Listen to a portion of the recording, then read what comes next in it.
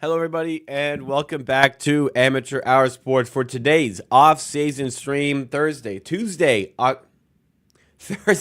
October 3rd, and we're out here in the wake of Raptors Media Day 2024. I know it's been a few days, but first time I've streamed since then, so we're going to be going a little bit over the Media Day, what we saw, what we heard, what we learned from it about the upcoming season, and we'll also be discussing, specifically for Media Day, a little bit about Scotty Barnes, a little bit about what Jacob Gramegna said, and then we're going to go into some other stuff that we had since I was last on stream here because I was away for a little bit. The Vince Carter situation, so we're going to talk about his jersey retirement, the ceremony that accompanied the announcement, if you will, of Carter having his jersey retired by the Raptors, and a bit of a reaction to the way you guys reacted to my reaction to the news that Carter was having his jersey retired. And then we'll also have a little bit of discussion about the upcoming release of the purple jerseys, which, I mean, come on. You know how I feel about those. And a little bit of housekeeping stuff along the way. I'll tell you a little bit about the plans for the channel over the course of this season as well. But how is everybody doing? Appreciate y'all coming through, hanging out with me today on the channel. I was in New York last week, hence why I have been missing out on streams. I missed the Thursday stream last week, 1 week ago, because I was in New York already. I missed a Tuesday stream this week, which I was planning on doing because I was sick. Bad timing. Well, I guess good timing for me because 2 days after I got back from New York, I got sick. Thankfully, I didn't get sick in New York. That would have ruined the trip. But I was sick and decided to rest up a little bit. I still am sick, but decided I'm well enough to do the stream here today. So appreciate y'all hanging out. Shirt and forwards with a great reminder in the chat. Hit that like button for great content and moments. Great content and moments. It doesn't cost you anything to hit that like button. No, it does not. Absolutely not. Couple things. We have one of our members here, Doug B, in the chat. Thank you so much, Doug B, for joining. A stream OG, might I add, who also reminds us to hit the like button. And we have Sumaya joining once again. Speaking of the members, though, I've added on a couple additional membership tiers, which you guys can check out. But by becoming a member, you have access to the emojis. You have access to priority reply to comments. You have access to shoutouts like the one Doug B got at the start of streams. And also, I am going to be working as we get into the start of the new season on providing some additional content to members as well. So it's a very good time to consider getting involved. In a couple of weeks, it'll be a very, very good time to get involved because, again, some exclusive content is on the way for the start of the season. At the very least, we will be doing the Raptors takeaways, which we did last year as well. So don't miss out on anything like that. First things first, I like to start with one of the easier topics. I know we said we were going to do this a bit later, but I wanted to start with the purple because it's just an easy way to get things started here. Yeah, Raptors, unless you're living under a rock, you've seen the purple is back. Mute this because I don't want any copyright issues on the music, but the Raptors released officially the purple jerseys, and man, like, man, they crushed it. They absolutely crushed it. They absolutely knocked it out of the park. I mean, I guess it's really easy to crush it when you just have to copy a jersey that people like from before, like this one with Vince Carter. Tracy McGrady also featuring, Muggsy Bogues also featuring here. But man, how about the studio setup here? Would I not love to record my videos out of this studio? You got the old school TVs hooked up. You got the chain link fence, the old school Raptors logo, the nice shrubbery around, real Jurassic vibes. Man, they absolutely, positively crushed it with these jerseys. So easy to do it as well. I mean, we all been wanting the purple jersey. They make it permanent, right? I'm not saying you have to use these jerseys specifically to make it permanent, but you look at the Utah Jazz and their retro refresh that they did. The Utah Jazz have the best jerseys in the entire National Basketball Association as a collective. I'll pull up the jerseys here if you have not seen it as of yet. Yeah, Definitely, yeah. It's no contest to me. These are the best jerseys in the NBA. The best collection of jerseys. It's so good. All four jerseys are spectacular. No doubt about it. The Raptors could easily just do the same, and the popularity, I guess we'll see what the popularity is like. But the popularity we'll see out of these jerseys will I guess make it so if they seem to do well. But I personally will be getting one. I'm not loving the price, $180. I feel like 3 years ago they were $150. I know everything's going up, but I feel like maybe they have last year's jersey somewhere. I'm on Real Sports right now, but I feel like they go up by $10 every year. Unfortunately, let's pull up last year's jerseys. They got them. Oh, those are authentic ones. Oh no, last year they were also $179. I guess I haven't bought a jersey directly from the Raptors in a while. Do we have any older jerseys? No, we don't.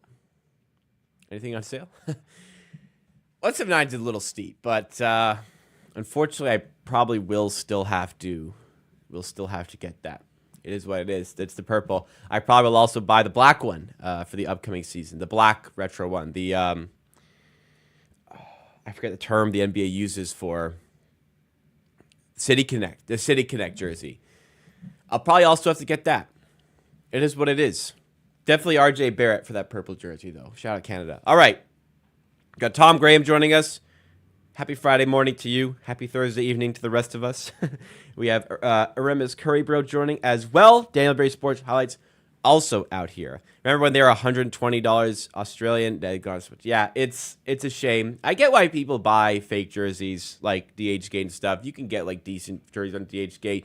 Personally, for me, I like, especially for like the teams I like. For another team, I don't really care. For the teams I actually support, the teams I'm a fan of, I do like having the authentic jersey for the collection. As you can see, I got a few of those. Although I do buy, I guess they are replicas because, like, you know, the Casey Bannerman ones, which I have a couple jerseys of. I have the Barnes All-Star and the Canada jersey here. They're just so well done that I guess they're not purposely trying to be the real one. They're their own thing. So I guess maybe they're not replicas. Anyways, I like having it for the collection, the real one. So I probably will buy 2 real ones here. But for other teams, you know, I don't really mind it as much. Although I do, you know, you'd rather have the authentic one. But if you get priced out, I mean, it's just completely understandable to not want to spend $200 on a jersey. Like, how much of that is that? That's like, what is that? Like 20, 25, 30% of your weekly salary potentially. Maybe more, maybe less. It's a lot. It's a lot of money. Absolutely. Ernest Currybro wants to get us diving into the media day stuff. And they say, well, I guess they say here, a bit disappointed when Darko said Scotty won't be playing that much for his safety. Roma role on defense, more point of attack. I actually didn't see that. So thank you for bringing that to my attention. That's just like flat out wrong. Sorry, I'm not saying what you're saying is wrong. I'm acknowledging that what you have said is correct. However, Darko is flat out wrong if he does that. Like, flat out wrong. It's not, he should be used this way. I think we should do this. No, that's the wrong way to use Scotty Barnes. That is incorrect. You are making the team worse by doing that. You are limiting Scotty Barnes' effect on the game by doing that. You might think, well, he might have more effect because he's a more point of attack. He's directly involved defensively. No, like we've learned, I love Scotty Barnes. We learned plenty from last season, respectfully. Like, he's just not that type of guy. He's just not that player. Like, he's a power forward. I'm sorry to say, but the power forward on our team is not a fantastic point of attack defender, especially when that point of attack defender is a shifty guard. Like it's not disrespectful to say that. Barnes is a fantastic defender when deployed as that roamer role, that free safety, that help defense for. And there are players who have done outstanding things in the NBA defensively in that role. Jaren Jackson Jr. won a Defensive Player of the Year award doing that. So clearly that role is valuable towards not just your team, but for the entire NBA. Giannis has been dominating defensively by doing that for years. How many DPOIs do you have? He's got to have at least, he's got to have 2, man. How many do you, he's got to have? Does he have one? He has one. He should have more. I feel like we disrespect him. Anyways, he's got one, right? That role is valuable. Yeah, I see. This is the problem. I agree with you, Curry, bro. Barnes is the best. He's all we got, right? So you got to do that. I think you shouldn't be like shoehorning that guy into a role where he's not getting the most out of his game. You know what I mean? That should have been addressed elsewhere, rather than having to make Scotty Barnes do it. You know, like what are we playing for this year? Are we playing for winning as many games as possible? Apparently, we're not. We'll talk about that a little bit later on. So, to me, that's just stupid. I mean, it's stupid. You're just missing out. Listen, if the opposition's best player and guy bring the ball to the floor, like Luka Doncic, for instance, all right, you got to put Scotty on him. That's fine.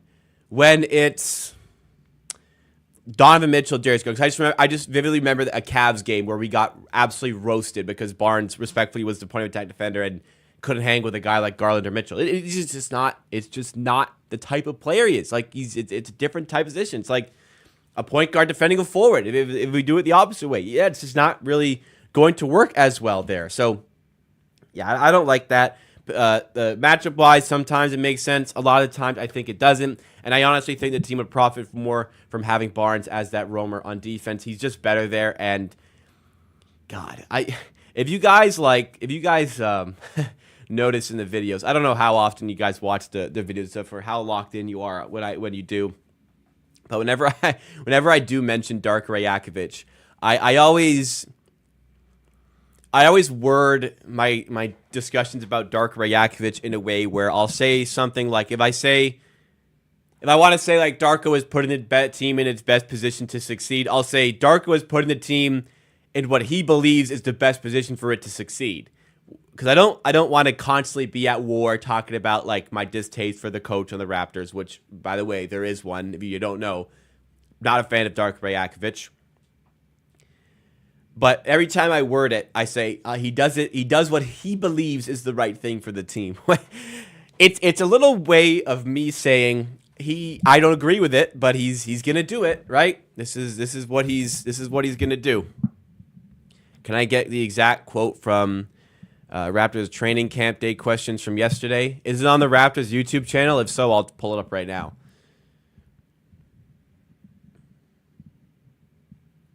Let me pull it up. I'm gonna assume it's in the Raptors channel. Let's pull this up.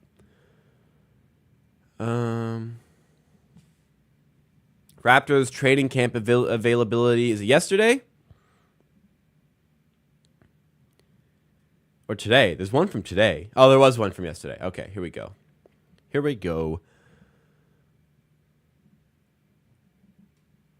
Loading in. Wow, this is riveting. Loading in. So, how was the second day? Second day, I think it was a typical, great effort yesterday. Day one, great energy, great focus. Hang on, you'll see it. Today, I think that our effort was really good. And today, intentionally, I was putting to raise the level of their intensity, and I'm pleased with that. Sorry, it sounds like it's playing. I think it's coming through twice for you guys. Sort of more of a safety role. Fixed.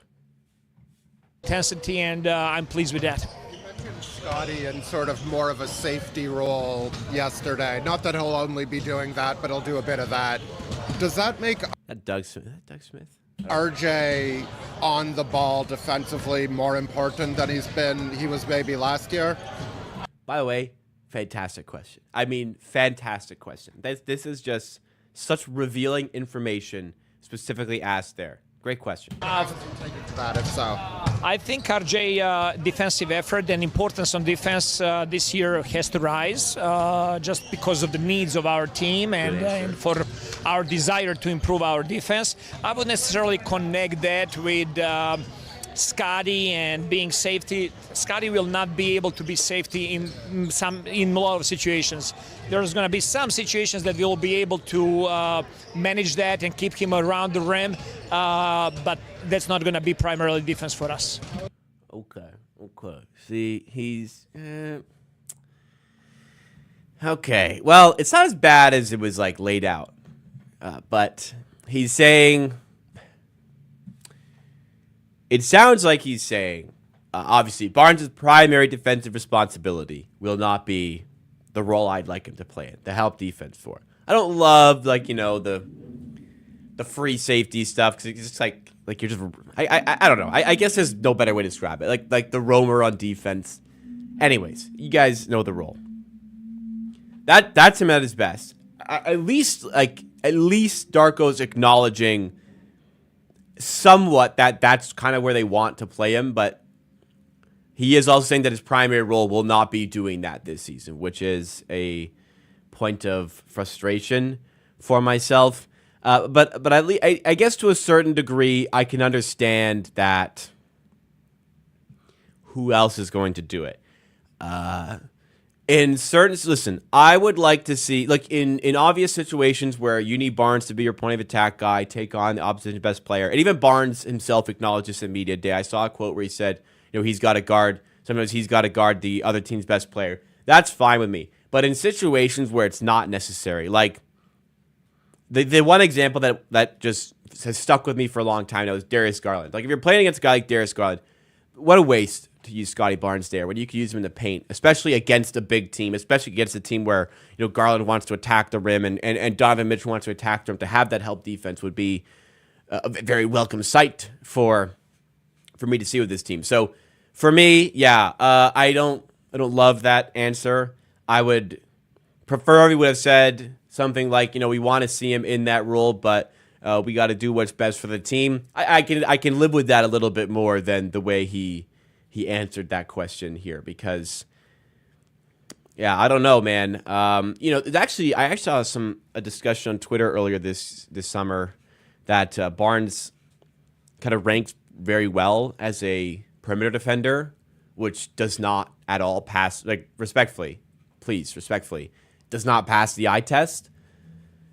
So it'll be interesting to see how that kind of shapes up. But it is necessary for RJ to take on a bigger role as a defender this year. I kind of wish actually he answered that a bit more. It was a good question regarding, I guess because the question was regarding the way Darko portrayed Scotty's role defensively at media day compared to the training camp availability. And the question was more so, you know, does that mean RJ Barrett's got to take a bigger step up defensively in those point of attack areas? Which I guess, look, do I want RJ Barrett doing that job defensively over Barnes when it's necessary? Probably not. So, you know, I guess we'll just, I kind of played both sides of the coin here for this answer. So I guess we shall see once the games start what sort of role they're playing in. Hopefully, preseason is used as an opportunity to get Barnes in that role you want him to play in and see if you can handle things outside of that, where you don't have Barnes for the point of attack stuff.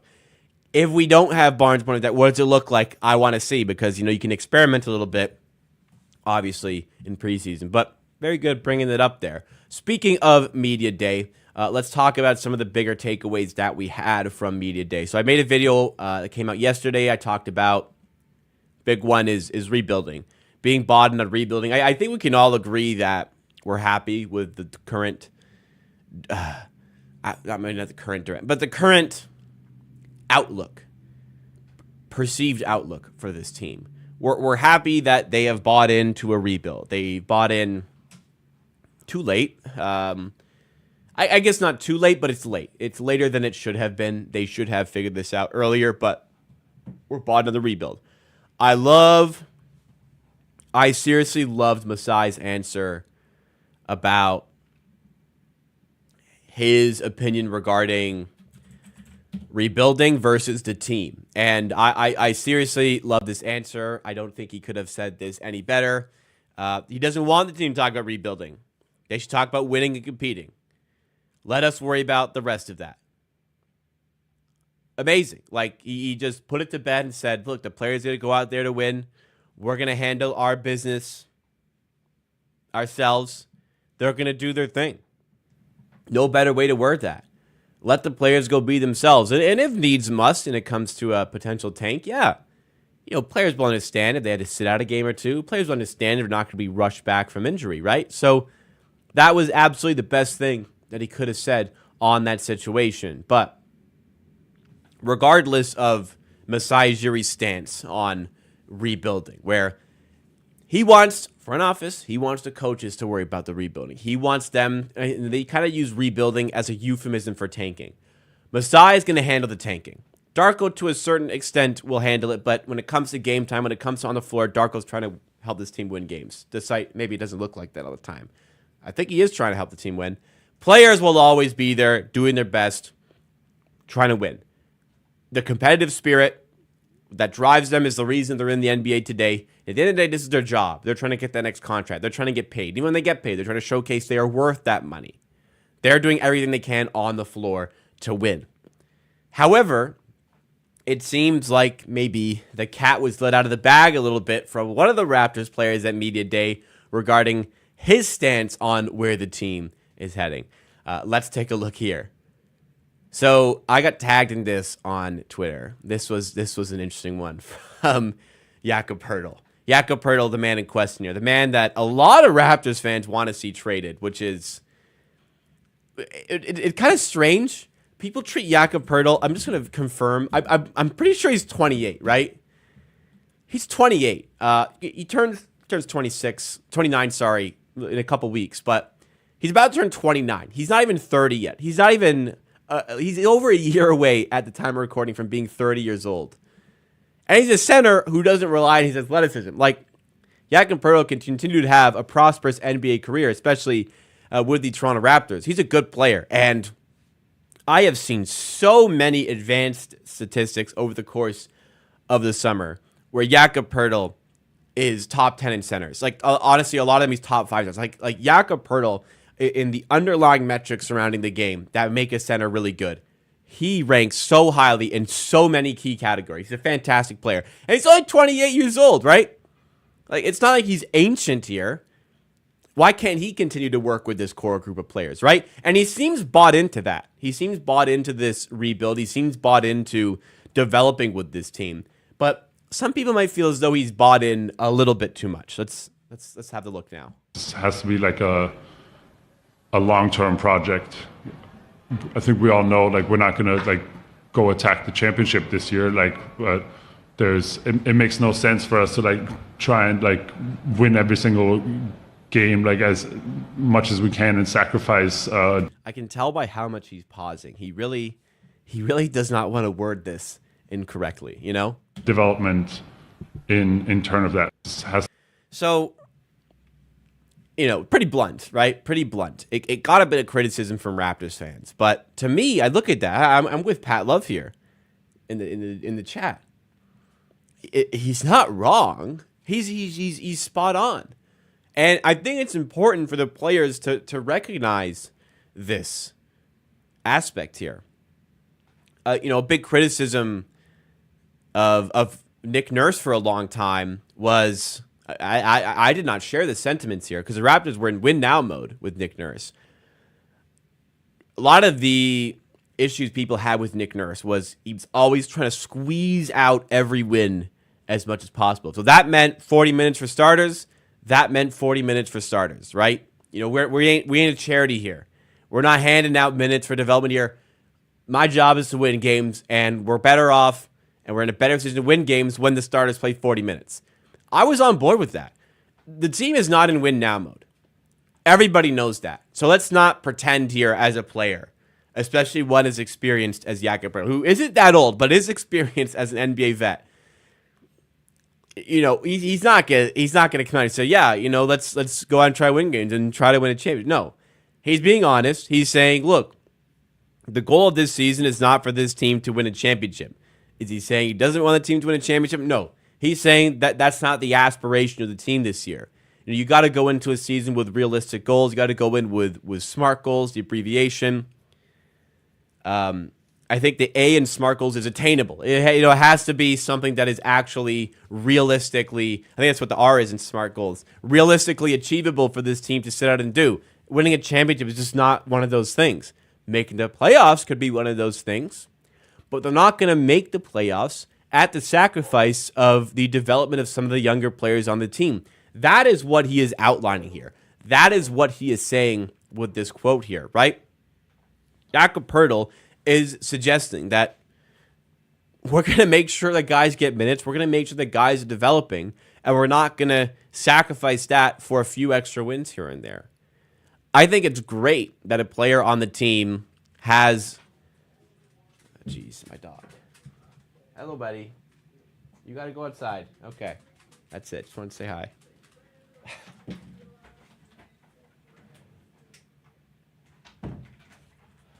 I gotta get this door fixed. I gotta get this door fixed, man. I think it's great that a player on the team has this sense of, okay, if a decision is strange towards, okay, we trying to win. If it's a decision that just doesn't quite seem right, they go, okay, understand the bigger picture. And especially one like Poeltl, who could be involved in trade talks, who, I don't know, eventually could be traded. That understanding, I think, is completely healthy. But a lot of the comments are just, he's getting traded anyways, so I don't care. He's cooked. We're tanking. He wants out. He wants to get traded. What is he talking about? Get this bum off my team. I'm just reading the replies to this, by the way. Like, what do you want him to say? What would be better to say? Now, here's the caveat, because I remember during this season last year when Dennis Schroeder was still on the team, doesn't that feel like a long time ago? The Raptors played against the Celtics. The Celtics beat us. And I think Dennis Schroeder signed a basketball for Jason Tatum and said something along the lines of like, go get that championship. Now, what we're not going to do here is we're not going to be telling other teams, hey, we hope you go win a championship. We hope you go do that. No, that's not what we're going to do. But we're also not going to say that it was a jersey. It was a jersey. But we're also not going to be out here saying that, like, this is what we're aspiring to do this season, right? It's a process. It's something that's going to take some time. There's recognition of that. Like, I seriously don't understand how this can be perceived as a negative thing for Jakob Poeltl to say. What the fuck is going on out there? God, it's stressful sometimes. Where was I? Yeah. On Poeltl. Poeltl's saying it. I think other players are thinking it as well. I think other players worded it differently, but essentially the sentiment is always, we're in year one here. We're trying to build this thing up. We're trying to get better. We're trying to develop. It's not as blunt as Poeltl was about it, but again, I got no problems with Jakob Poeltl unsugarcoating it, and I also have no problem with other players sugarcoating it, right? Maybe Poeltl feels as though he's not a firm part of the team going forward, so he can be a little bit more blunt, but at the end of the day, we all know what the situation is. Like, let's not kid ourselves. Let's not pretend like whoa, where is this coming from Jakob Poeltl? I promise you, every time Jakob Poeltl's on the floor, he is going to be doing everything he can to help this team win games. But hey, if he gets a little bit less minutes than maybe he could be getting, he'll understand why that's the case, right? That's all there is to it. No need to get angry. No need to get this bum off my team. Everybody knows it. He's just saying what everybody's saying. It's the elephant in the room, man. He's just saying what everybody else is thinking, right? I did see, switching gears here, that Marquise Snell's on the Rockets now. Yeah, you see, he's a grinder. He'll probably turn into a journeyman sort of point guard. Like, it's just tough for a point guard of his stature, like, respectfully, to not lock down a role. I hope the best for him. It's a shame that, height's such a significant part of the game, but it is, right? It is. So he was on the Wizards briefly, if I'm not mistaken. Now he's on the Rockets. The Rockets are loaded. He is not going to play in the NBA for them. He's a G League player. for now. I do think he has the ability to be a good player overseas. Granted, I'm not super familiar with the caliber of play overseas. I know it's competitive, so if you can't make the NBA, it doesn't mean like, oh, you'll easily make it in Europe. That's not really the case, but he's a good player. He's a dimer. He can shoot. And having bigger players around him playing in Europe, where centers are more. We're more accustomed to seeing actual bigs than we are in the NBA. Maybe he can find success there, but he's a grinder. He is absolutely going to keep working on that. 905 Yada in the chat and re-upping membership. Thank you so much. Joining in on it doesn't say how many months, but it does say the All-Star tier for 905 Yada. So there are new tiers towards memberships.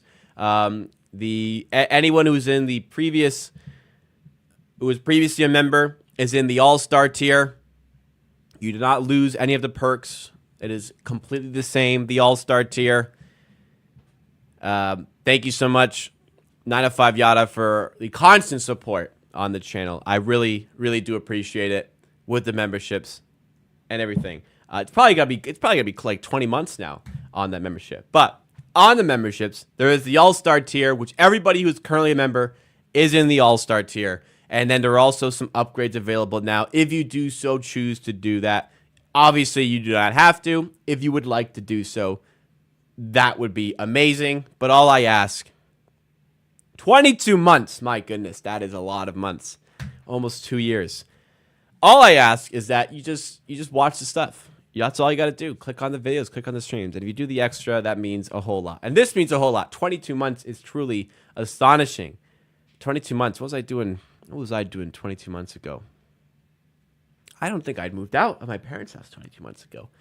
Crazy how much things change. And all through that 22 months, you've been here as a member. I appreciate that. Members in the All-Star tier have access to the emojis, the icon beside their name, like the 12, which will soon be a 2 for 905 Yada once he gets to, hopefully 2 more months gets to 2 years. You'll have the 2 icon. You'll have however many months, it'll be your icon beside your username. You have access to emojis. Your comments are highlighted to me. Therefore, you are much, much more likely to receive a reply to your comments on videos. There is, what else is there? There is membership-only content. Hopefully, more of it coming when the season starts. I did say that we'll be taking a time off that from the summer, but we're going to revamp that when the season does come around. And then there are now 2 other tiers. There is the MVP tier, where you have access to the videos I upload a little bit earlier. So the video I have scheduled ready for tomorrow, if you're in the MVP tier of memberships, you can watch that right now. You don't got to wait until tomorrow at 1:30 p.m. Eastern time. And then there is the Hall of Fame tier, where at the end of the first of each month, I will lay out your username. I will personally shout you out and thank you for the video for all of the Amateur Hour Army to see. But again, all I ask is you just watch this stuff. Maybe tell a friend, but all I want is people to watch this stuff. So if you go above and beyond, it's always greatly appreciated. And even dropping a like, something as simple as that. But we love our members. We love the Amateur Army. Thank you so much, everybody. But it did change. It's no longer Army Vet. It is the All-Stars. It is the MVPs. It is the Hall of Famers. But those are just creative names. Everyone's the MVP here. They're just funky little names to spice up the memberships, For everybody. Merch, the wheels are turning now. I said we were in the infancy. Wheels are turning. Got the design back from the artist I commissioned for the merch. It's looking real good, guys. It's looking real good. We're definitely doing shirts. We're definitely doing hats. It's looking good. And the shirts are nearly finalized. I'm very excited. The hats haven't quite finalized what I want them to look like. However, I'm optimistic. I'm very, very optimistic. I'm really excited. Merch, I'd say 5 to 6 weeks it should be out. And I'm talking to some postage companies on Oh, geez. I'm gonna. Ajit, I really appreciate that. I'm gonna remove this comment. I really appreciate that.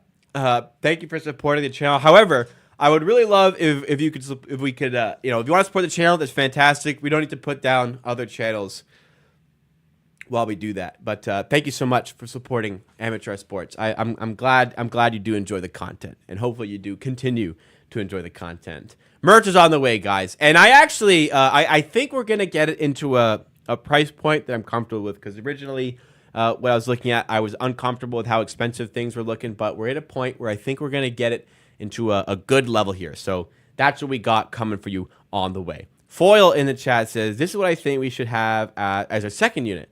It should be David Mitchell, Jacoby Walter, Bruce Brown, Kelly Olynyk, Ulrich Shamshay. What do I think? I think I'd be very surprised if Ulrich Shamshay got minutes out the gate. He is definitely behind Jonathan Mobo in that regard, in the hierarchy there.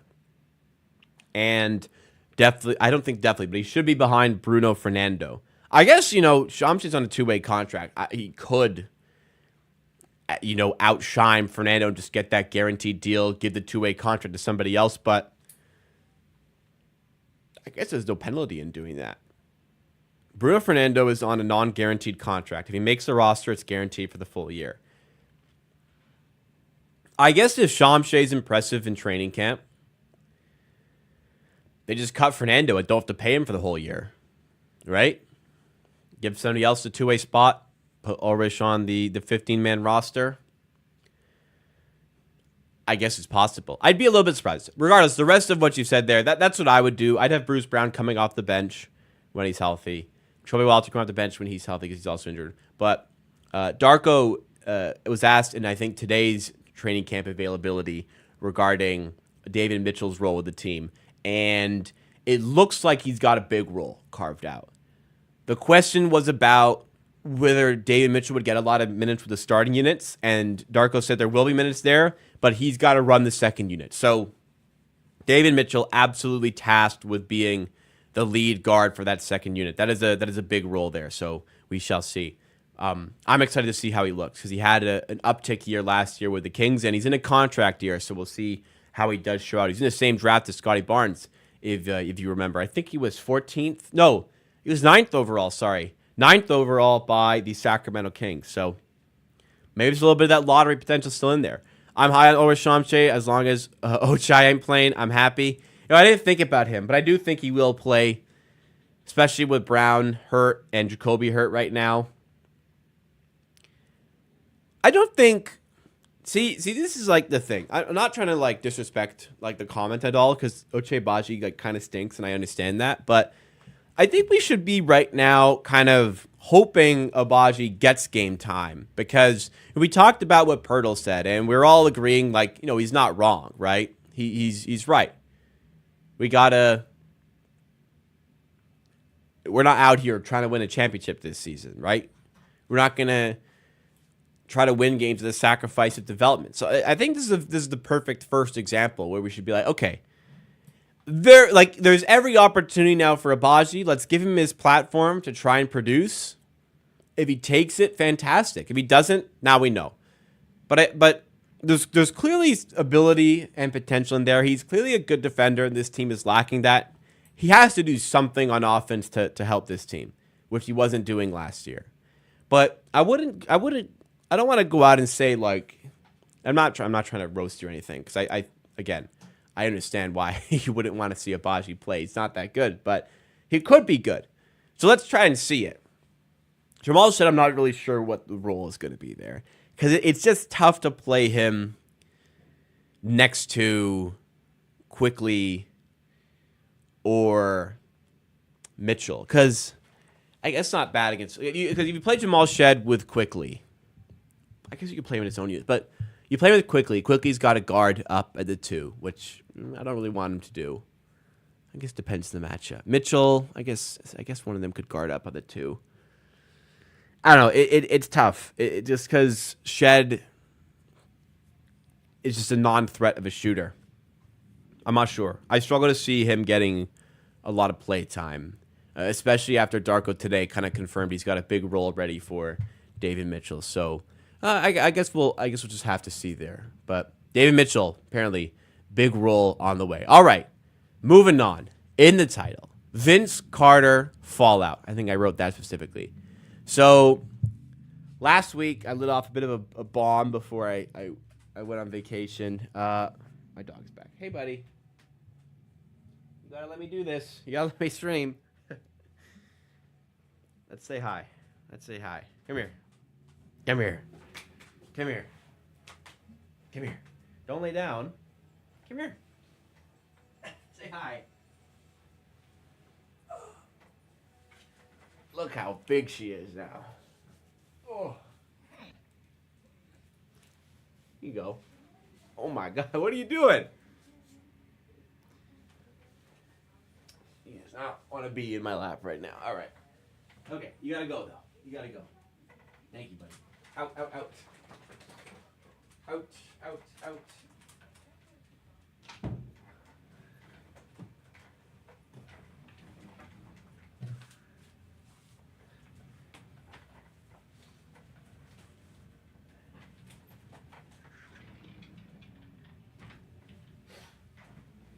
Those are some ankle weights from my ACL recovery days. Those should keep the dog out. All right.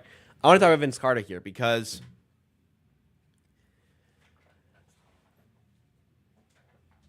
I let off a bit of a bomb before I went on vacation where I said I ultimately came to the conclusion I understand why the Raptors retired Vince Carter's jersey, but also something about it isn't right. If I had to make the decision, I said I probably would still retire his jersey. However, something's not right about it. And, there's some tweets that are referenced here from this Yahoo News article where somebody says, finally, rightfully retiring Vince Carter's number 15 jersey. And there's other people saying, like, as a longtime Raptors fan season ticket holder, I am disgusted with the news that Vince Carter will have his jersey retired. He's certainly Toronto's first superstar, but he quit on the franchise and was also unequal. I don't really know what that means, but upset. And then Frank Corrado here says Vince Carter might be the first player to get booed at his own jersey retirement. I don't think he'll get booed. He's been cheered by Raptors fans before when he had that 20th anniversary tribute video when he was with the Memphis Grizzlies. I think it was with the Memphis Grizzlies at the time. Yeah, it's the title here of the article is Massager and Vince Carter plead with the Raptors, jaded Raptors fans to forgive as jersey retirement becomes official. See, it's just where was this energy when he quit on the team? Absolutely quit on the team. He maybe faked an injury, but absolutely was not trying his hardest for the team and started trying as soon as he left. And as a result of his antics, the Raptors got a shit trade for him, which set the team back. I mean, yeah, you compare it. You can look at his numbers from when he was with the Raptors compared to when he wasn't with the Raptors. And, yeah, he wasn't trying. It's pretty clear. I wasn't watching at the time, so maybe I'm off base here, but something's just not right about it. And it's over, The ones who didn't really want this to happen have lost in a way where it's happening, or us or not. I like what Vince Carter did for the franchise and everything. I've got his poster here. I've got his jersey here. But, I think it's important to acknowledge, what happened, right? And I think, I guess, to a certain degree, they did. They acknowledged where things went wrong there, but I don't know. I don't think it's crazy for fans to look back and talk about it like, man, you did a shit thing. You did a horrible thing. Let's see.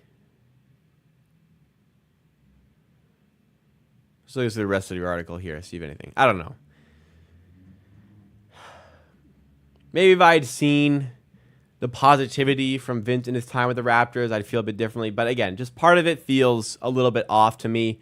I don't know if anything is going to change that, but his jersey is going up there. And, perhaps he does deserve it, but I can certainly understand why some people would think that they do not want to see that jersey up in the rafters. So that's all there really is to it from my perspective there. So we've pretty much gone through everything I wanted to go through here. Any other questions, please put them in the chat as we get close to wrapping up here. Apologies for the dog again. She's usually pretty good through the day, but for some reason just being horrible right now. I don't know. I don't really see how the team could have quit on him, on Carter. But like I said last week on stream, you can be a superstar who wants to go to a different team. That's understandable. A team that more aligns with your ambitions as a player. But you also don't need to cripple your current team to do that, right? Which he did. Do you think we should trade Chris Boucher if we get anything in return? Yes, but that's just a trick, isn't it? So many teams have talked about how difficult it is to make trades and how things have become just a lot more complicated with the new cap restrictions. Is it... Oh my God, my fucking dog. Is a team going out of their way to maneuver salary to make room for, an expiring Chris Boucher contract?